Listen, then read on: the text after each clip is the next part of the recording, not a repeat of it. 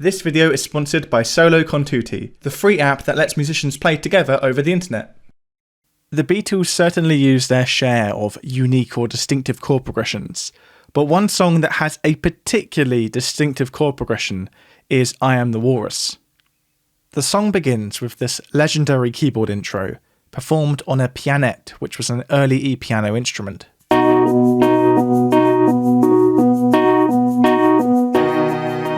Now, oddly, depending on which version of the track you're listening to, the first bar of the song will either have 6 beats or 4 beats. It appears that for some mixes of the track, including the US mono mix, the first 2 beats were actually cut off for some reason. Now, after this opening bar of either 6 or 4 beats, the keyboard is now joined by an arrangement of violins and cellos, orchestrated by George Martin.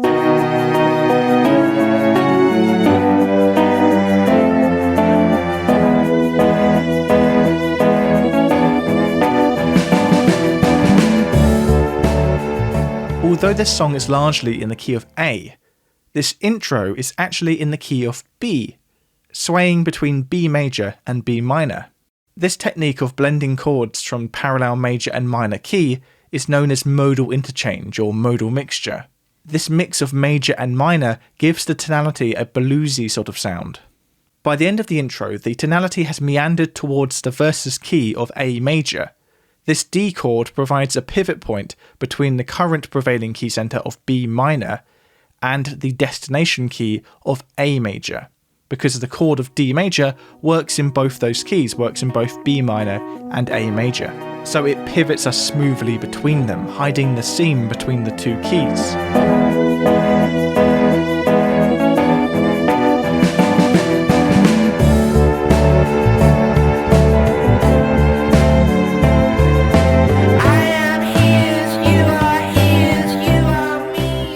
In the verse section, we can really hear this bluesy major-minor tonality at play. The chord progression is mixing chords from A major and its parallel minor key of A minor.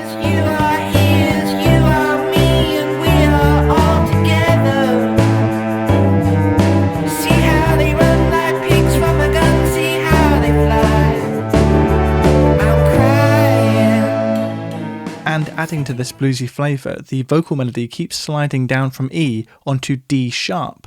D sharp isn't in the song's key of A major.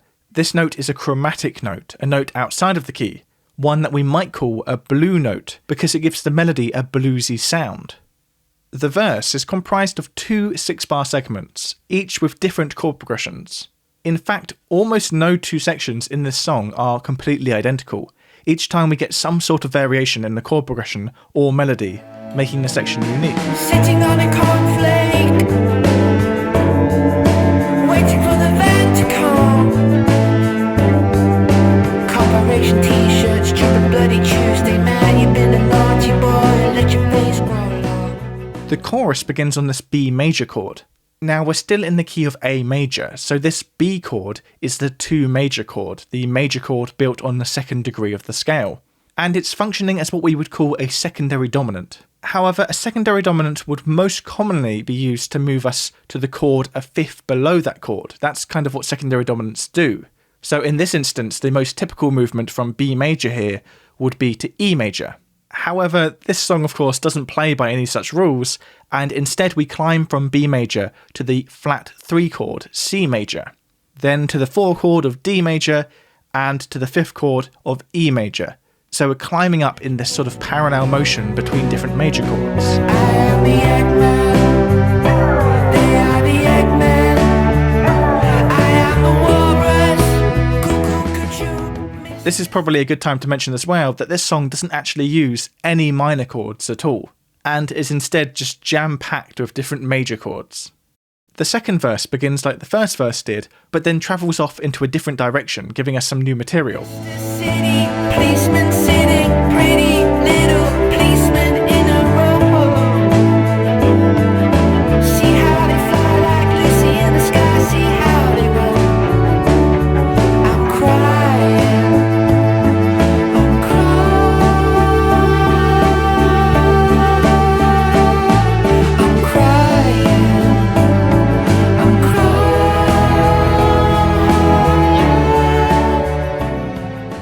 The second chorus of the song is largely the same as the first chorus, but this time it ends with a break in the music filled with a sound effect, including an alarm clock. They are the Eggman. I am the walrus. Cuckoo-ca-choo. This alarm clock break then leads us into an instrumental section similar to what we heard at the very beginning of the song.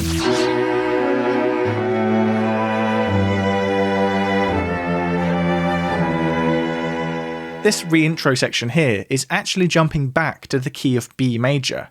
This jump in tonality is effectively masked by the break in the music, so we don't hear the abrupt change from A major to B major.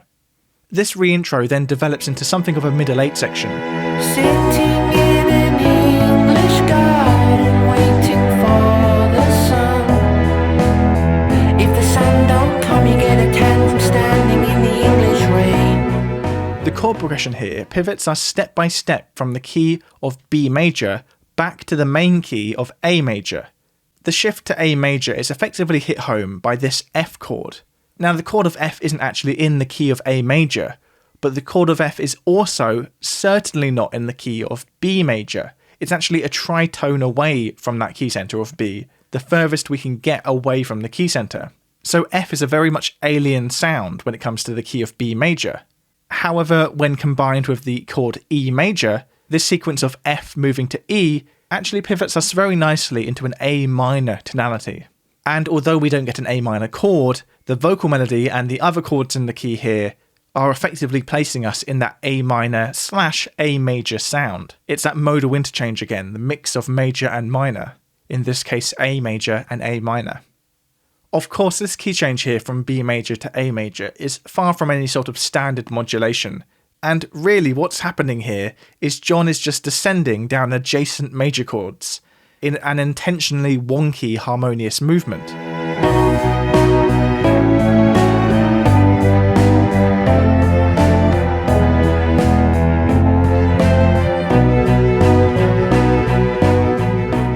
The best example of this parallel motion between adjacent major chords is the song's outro. The outro consists of a 7-bar loop which descends down the A minor scale. However, it builds a major triad on each scale degree.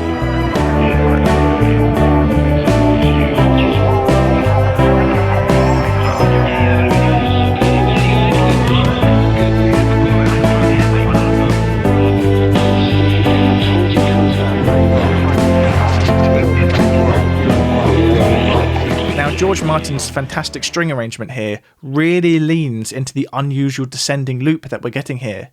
The cello is following the progression down, getting ever lower until it reaches its lowest note where it has to jump up an octave. But the clever bit is where the violins are actually moving in contrary motion to this, they're moving up one note. So we get this weird jarring sound where the harmony is consistently moving up and down at the same time.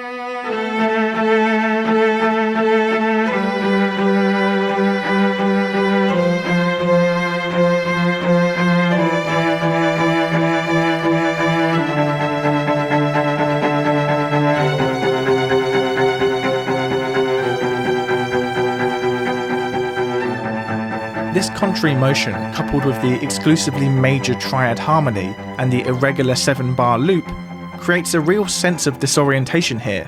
Many people have likened this outro section to what's known as a shepherd tone, an aural illusion where the note sounds like it's going up forever.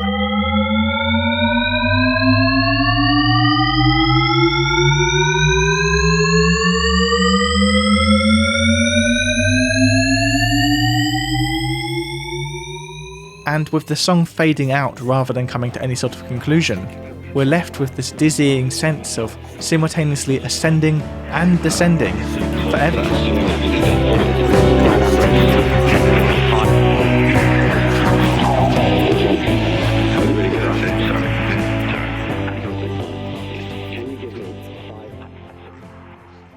I Am The Walrus really is an iconic piece of music and one of my favourite songs of all time.